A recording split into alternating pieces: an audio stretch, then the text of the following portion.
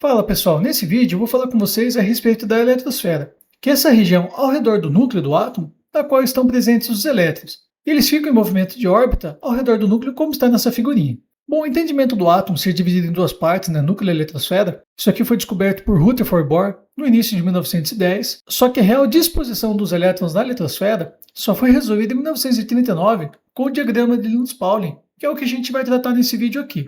Bom, eu sei que muitos alunos passam mal, mas esse assunto aqui não é difícil. E se você estiver com dificuldade, pode acessar esse outro vídeo no meu canal, na qual eu explico para vocês de maneira rápida como que é a estrutura interna de um átomo. Nesse vídeo de hoje a gente vai olhar apenas para a eletrosfera. E para começo de conversa, a eletrosfera ela é muito grande. Então ela é dividida em regiões do espaço, que a gente denomina de camadas, como está representado nessas linhas aqui. Então temos elétrons que estão mais próximos do núcleo, e elétrons que estão mais distantes. E são essas as regiões do espaço que nós denominamos de camadas que vamos dar uma aprofundada. Então a coisa funciona da seguinte forma.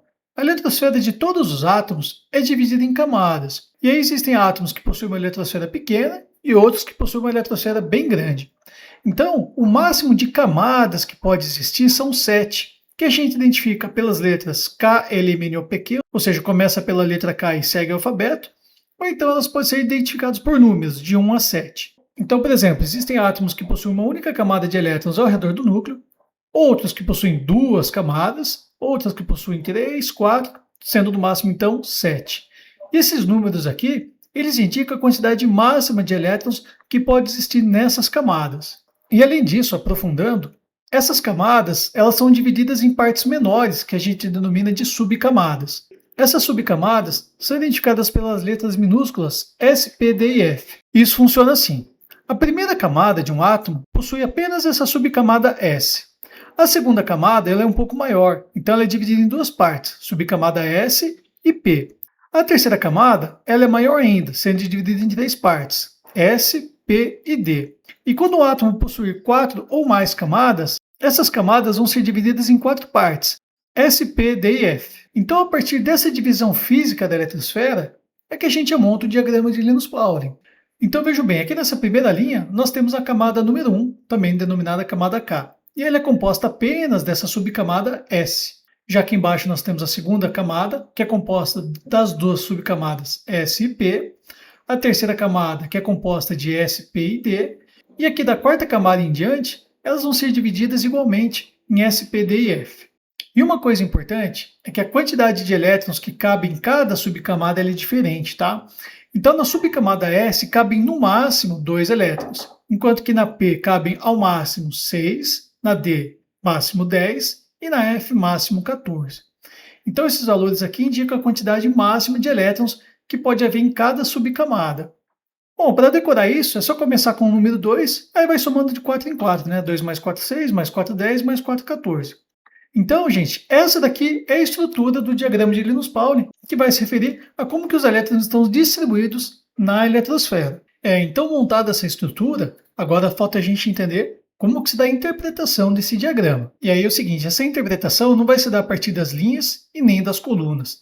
Ela vai ser a partir das diagonais, dessa seguinte forma. Então, o diagrama ele vai sempre iniciar nessa camada 1, subcamada S. Depois, essas diagonais vão baixando paralelamente, cobrindo todo o diagrama, como está representado aqui. Então, a partir desse diagrama de Linus-Pauling, a gente vai conseguir fazer a distribuição eletrônica de qualquer átomo. E vocês vão ver que é bem fácil. Vamos começar então com o hidrogênio, que é o menor átomo que existe. O hidrogênio, gente, ele possui apenas um único elétron. Lembrando que o hidrogênio é um átomo neutro, né? A quantidade de prótons vai ser igual a elétron. Então, ele possui um único elétron na sua eletrosfera. E como que a gente começa, então, essa distribuição eletrônica no diagrama de Linus-Pauling? Nós sempre vamos iniciar com essa primeira flecha, que engloba essa primeira camada 1, subcamada S. Então, vocês escrevem ela aqui.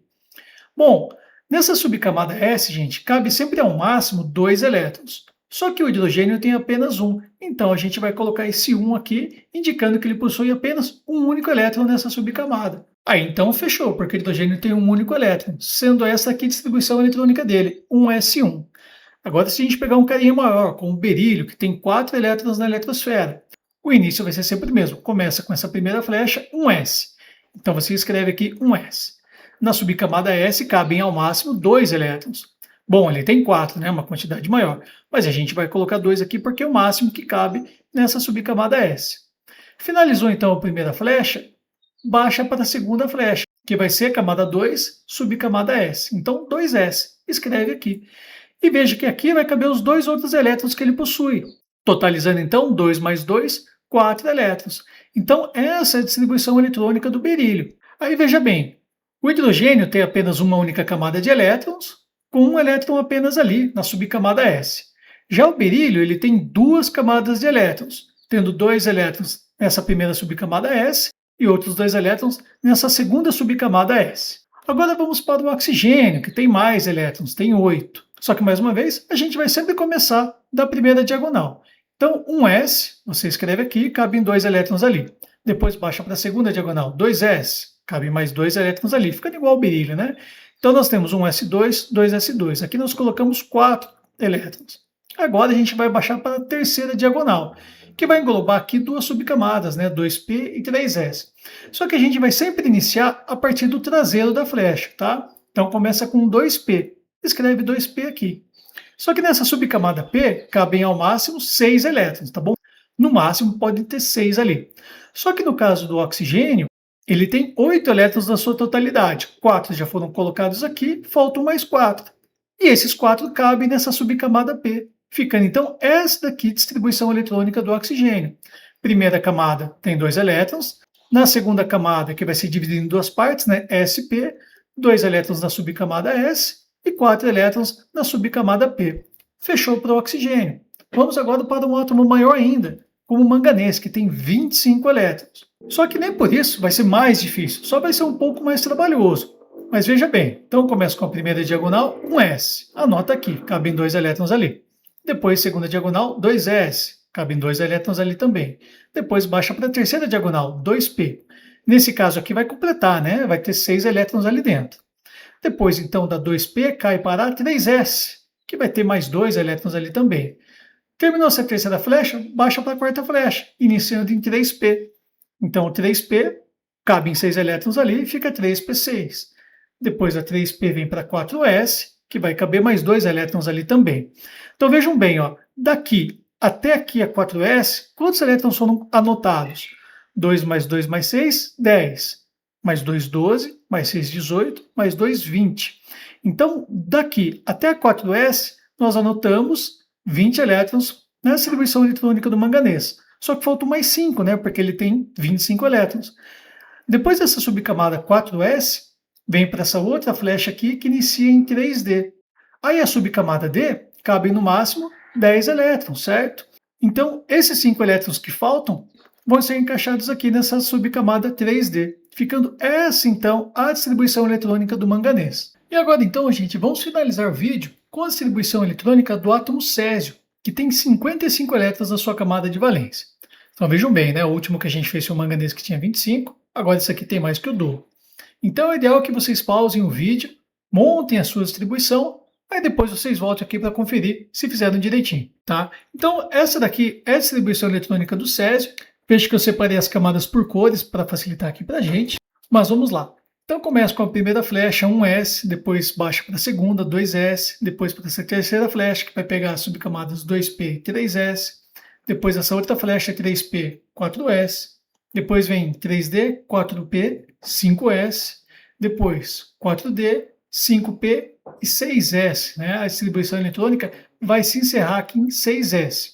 Só que no caso vai terminar em 6s1, porque se eu somar daqui até aqui, nós vamos ter o total de 54 elétrons, mais um, então, 55. Então, dessa forma, a gente fecha a distribuição eletrônica do césio. Veja que depois da subcamada 3p, existem alguns zigue-zagues, né, um vai e volta, que é por conta do posicionamento dessas diagonais. Mas o que eu quero mostrar aqui para vocês é quantos elétrons o césio tem em cada camada, tá bom?